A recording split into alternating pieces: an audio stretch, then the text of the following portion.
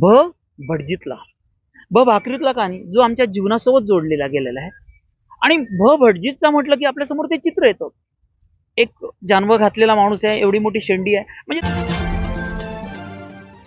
जय भारत जागृती news मध्ये आपल्या सर्वांचं स्वागत आहे. मी शीतल.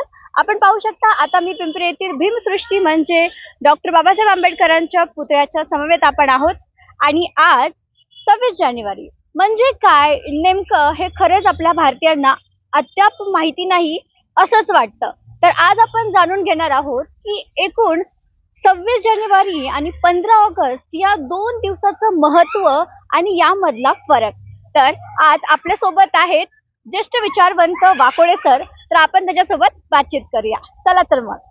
तर आता आपल्या सोबत आहेत वाकोडे सर, जे खादी ग्राम उद्योग आयोगामध्ये डेप्युटी चीफ एक्झिक्युटिव्ह म्हणून कार्य करत होते आणि आता सरांनी या क्षेत्रामध्ये पण लोकांना उद्योगामध्ये कसं आपण पाऊल उचलावं यासाठी त्यांनी खूप मार्गदर्शन केलेलं आहे.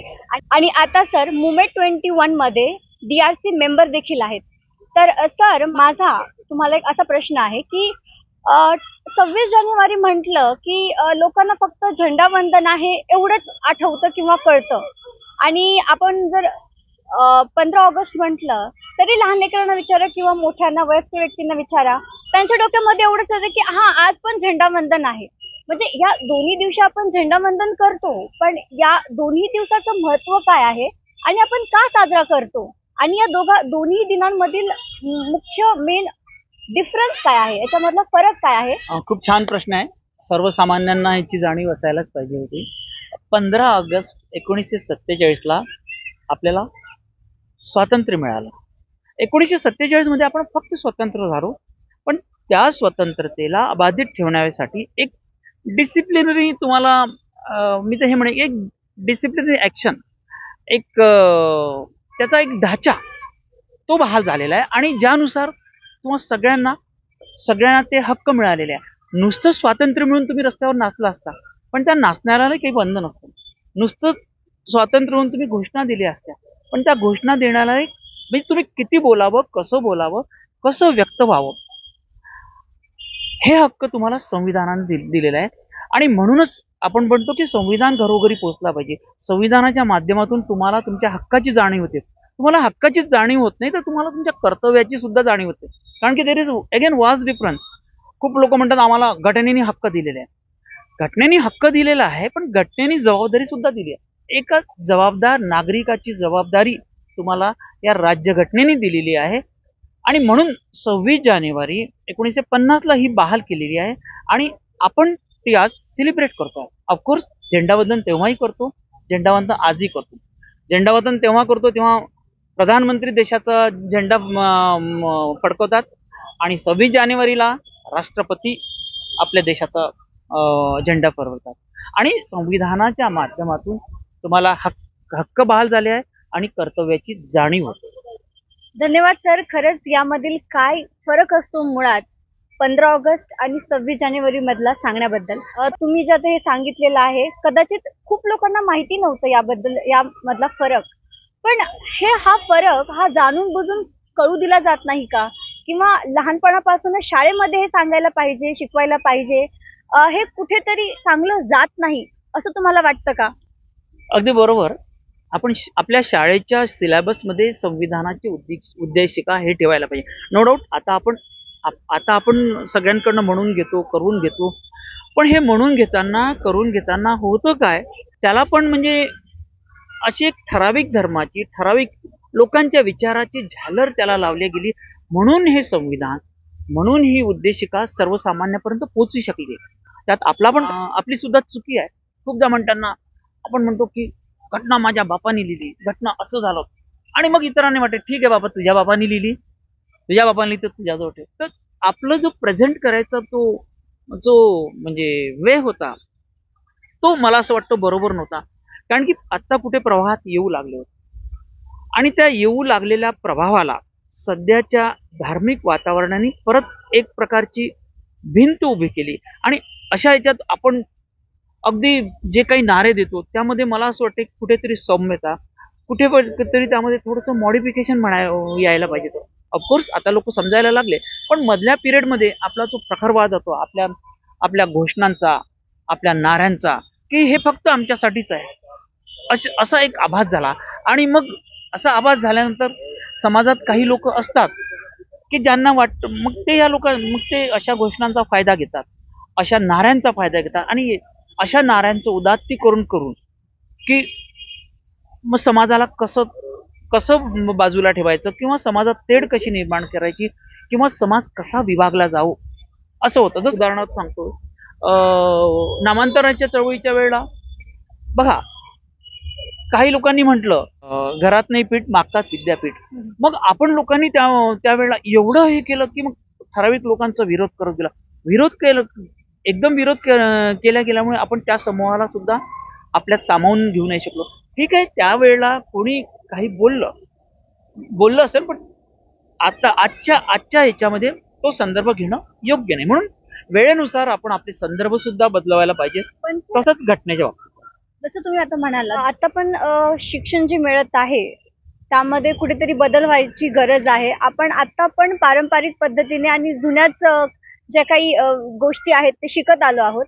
पण सर, तुम्हाला असं वाटतं का की 26 जानेवारी म्हणा किंवा 15 ऑगस्ट म्हणा, जेव्हा कोणते चीफ गेस्ट बोलवले जातात शाळेमध्ये, त्यांनी तरी ह्या दोन्ही दिवसांचा अर्थ विद्यार्थ्यांना समजून सांगणं भाग आहे किंवा त्यांनी सांगितलं पाहिजे. पण हे असं होत नाही आणि ते जाणीवपूर्वक करतात की ते पण विसरून जातात का त्यांनाच माहिती नाही? काय वाटतं तुम्हाला? छान प्रश्न आहे. आता मी सुद्धा जेव्हा कार्यरत होतो तर झेंडावंदन व्हायचं, माझ्याच हाताने व्हायचं. पण झेंडावंदन होताना पायातला बूट काढायची गरज नाही. मला वाटतं मिलिटरीचे लोक सॅल्यूट करतात तेव्हा पायातला बूट काढत नाही तिथे जाताना. आपण मग पायातला बूट काढायचा, मग तिथे नारळ देतात, नारळाला कुंकू लावून ते फोडायचं. म्हणजे ह्या राष्ट्रीय कार्यक्रमासोबत त्याला आपण धार्मिक रूप सुद्धा देतो असं. पण कधी कधी तुम्ही डायरेक्ट त्याचा विरोध करू शकत नाही, कारण की आपल्याला कधी कधी पटत नाही, पण डायरेक्ट विरोध करणं सुद्धा योग्य नाही, लोकांच्या भावना दुखावतात. म्हणून लोकांचं प्रबोधन करणं अशा वेळेला नितांत गरजेचं असतं. आता जसं शाळेच्या आपल्या शिक्षणात म्हटलं, शिक्षणात आपण सो कॉल्ड किंवा इमॅजिनरी गोष्टी एवढ्या ऍड केल्या आणि त्या म्हणजे मिथ्य एवढे ऍड केले आणि असं भासवलं की हे मिथ्य सत्य आहे. त्यामुळे त्या मिथ्याचं एवढं ग्लोरिफिकेशन केलं की ज्यामुळे 1848 मध्ये महिलांसाठी शाळा उघडणारी सावित्री सुद्धा आम्हाला म्हणजे कमी वाटायला लागली आणि एक काल्पनिक देवी आमच्या समोर आली. आणि आज सर्वसामान्य सर्व मुलींना जरी विचारा तिला की विद्येची देवी कोण, तर ती म्हणेल अमुक अमुक, पण सावित्रीचं नाव तिच्या पुढे येणार नाही. का? कारण की मिथ्यांचं आपण ग्लोरिफिकेशन करतो. हे ग्लोरिफिकेशन करणं थांबलं पाहिजे आणि वस्तुस्थिती विज्ञानवादी गोष्टी हा ऍक्सेप्ट करायला पाहिजे. इतिहास आणि विज्ञान याचा स्वीकार आपण करायला पाहिजे. इतिहासातले संदर्भ घेऊन विज्ञानामध्ये काय मॉडिफिकेशन होते, आज जग कुठे चाललेलं आहे. मला सांगायला अजूनही हे वाटतं की राईट बंधूंनी जेव्हा विमानाचा शोध लावला तेव्हा असं असतं, कुठला वैज्ञानिक एखाद्या गोष्टीचा शोध जेव्हा लावतो तर तो जवळपास 100 वर्षाचे संदर्भ घेतो, रेफरन्सेस घेतो. देहूला तुम्ही जाल तर तिथे अजूनही सांगितलं जातं की तुकाराम महाराज वैकुंठात स्वर्गात गेले, त्यांना पुष्पक विमान आलं आणि घेऊन गेलं. पण राईट बंधूंनी जेव्हा विमानाचा शोध लावला त्यांना कुठे तिथला रेफरन्स मिळाला नाही. तर ह्या सत्याला आपण जाणणार की नाही, पचवून घेणार की नाही. आणि आपण तीच गोष्ट सांगत राहिलो की ते सदेह वैकुंठात गेले. काय म्हणजे आजच्या युगात हे कसं शक्य आहे का? आणि ही गोष्ट पुढे का आणली? कारण की त्यांना जे मारून टाकण्यात आलं, त्यांची खांडोळी करून इंद्रायणीमध्ये टाकलं, हे सत्य कुठेतरी लपावं म्हणून त्या गोष्टीचं उदात्तीकरण करण्यात आलं. आजही जर देऊला गेलं, तिथे पाहिलं तर आपल्याला तिथले लोक सांगतात, तिथले पंडे सांगतात की हाच तो स्पॉट आहे, इथून ते सदेह वैकुंठाला गेले. आणि मग आमच्यासारखा माणूस जातो, मग त्या जागेला नमस्कार करतो. ही नमस्कार करण्याची प्रक्रिया निरंतर वाढत जाते आणि मग मिथ्य आपल्याला सत्य वाटायला लागते. हेच सगळीकडे होतं. तर सर, जसं तुम्ही म्हणालात की वैज्ञानिक दृष्टिकोन ठेवला पाहिजे आणि इतिहास जे आहे ते स्वीकारलं पाहिजे. तर आणखी एक प्रश्न होता की आता आपण बघतोय की शाळांमध्ये देखील देवी देवतांचे फोटो बसवण्यात येत आहेत. संविधानिकरित्या कोणत्याही शाळेमध्ये, कार्यालयामध्ये कोणत्याही देवदेवतांची पूजा ही करता कामा नये. बरोबर? ही आपली आस्था जी आहे ती आपण घरापुरतीच मर्यादित ठेवावी. तर या विषयावरती तुम्हाला काय वाटतं?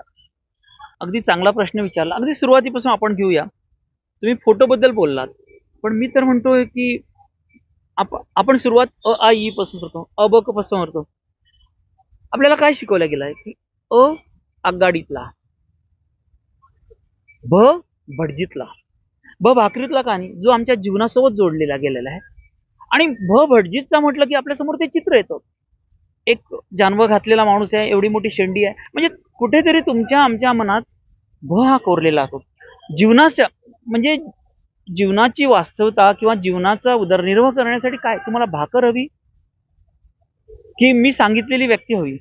तर सुरुवात आपली तिथूनच झालेली आहे. म्हणून या गोष्टीला आमूलाग्र बदलण्याची गरज आहे. मला तर एक म्हणायचं की जसं मिलिटरीमध्ये जाण्यासाठी एनडीएचं ट्रेनिंग असतं किंवा एनसीसी ट्रेनिंग असतो, एकदम परफेक्ट करतात की देशासाठी काय करायला पाहिजे, तुमची बॉडी कशी असायला पाहिजे, तुम्हाला कसं राहायला पाहिजे, जंगल असो, ऊन वारा असो, कसं कडतरपणे. तर तसं शिक्षक लोकांचं प्रबोधन व्हायला पाहिजे. जेव्हा आपण म्हणतो की भारत हा धर्मनिरपेक्ष देश आहे, एकीकडे आपण धर्मनिरपेक्ष देश म्हणतो आणि संसदेत सुद्धा आपले लोक हिंदुस्थान हे म्हणतात. वेराज हिंदुस्थान हा शब्द तुम्हाला भारतीय घटनेत सुद्धा मिळणार नाही किंवा हिंदू हा शब्द सुद्धा येणार नाही. पण आज त्याचंच ग्लोरिफिकेशन करणं म्हणजे करत गेलेलं आहे. आणि मोठमोठे लोक, आता मी नाव नाही घेणार, पण तुम्ही हिंदुस्थान में ऐसा होना चाहिए, हिंदुस्थान में भारतात भारतीय राहतात की फक्त हिंदू राहतात. आणि हिंदू बहुल हा असला म्हणून त्याला हिंदुस्थान म्हणायचं का? वेराज आपल्या घटनेमध्ये सुद्धा भारत अर्थात इंडिया असं म्हटलं गेलेलं आहे. तर ह्या बऱ्याचशा गोष्टी आहे, आपल्याला त्या अंगीकारायला पाहिजे. आणि जिथपर्यंत शैक्षणिक याचं हे आहे, विज्ञानाला धरूनच तुम्ही चालायला पाहिजे. मला अजूनही आठवतं की शाळेमध्ये विज्ञानाची धडा शिकवणारी शिक्षिका जेव्हा दुपारचा डबा घ्यायचा असते तेव्हा मुलांना सांगते, अरे मुलांना माझ्यासाठी साबुदाण्याची खिचडी घेऊन या, कारण की आज माझं व्रत आहे. म्हणजे किती विसंगती आहे. तर ह्या गोष्टीकडे आपण लक्ष द्यायला पाहिजे. आणि म्हणूनच शिक्षकांचा इंटरव्ह्यू म्हणा किंवा त्यांचं प्रशिक्षण म्हणा, त्यांचं प्रबोधन हे होणं गरजेचं आहे. माझा आता एक शेवटचा प्रश्न आहे तुम्हाला की संविधान हे म्हणतात की घरोघरी असायला हवं. आणि संविधानाबाबतचे जे महत्व आहे ते लोकांपर्यंत कसं पोहोचलं पाहिजे, किंवा आणखी काही विचार आहेत तुमच्याकडे की जेणेकरून आपण हे लोकांपर्यंत पोहोचू शकू?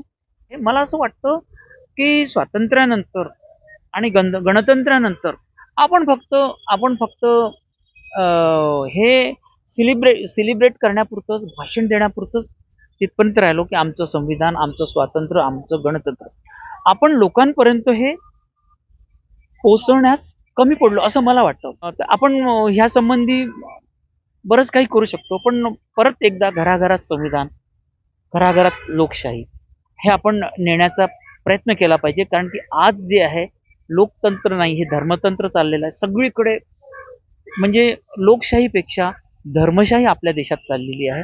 आणि आपल्याला लोकशाही गरजेची आहे की धर्मशाही गरजेची आहे.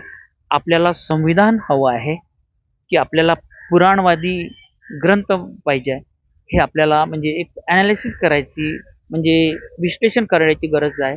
तर तार्किकतेने बुद्धिवादी विचार ठेवून आपण ह्या सगळ्याचं ॲनालिसिस करायला पाहिजे आणि त्यानुसार आपण ते स्वीकारायला पाहिजे.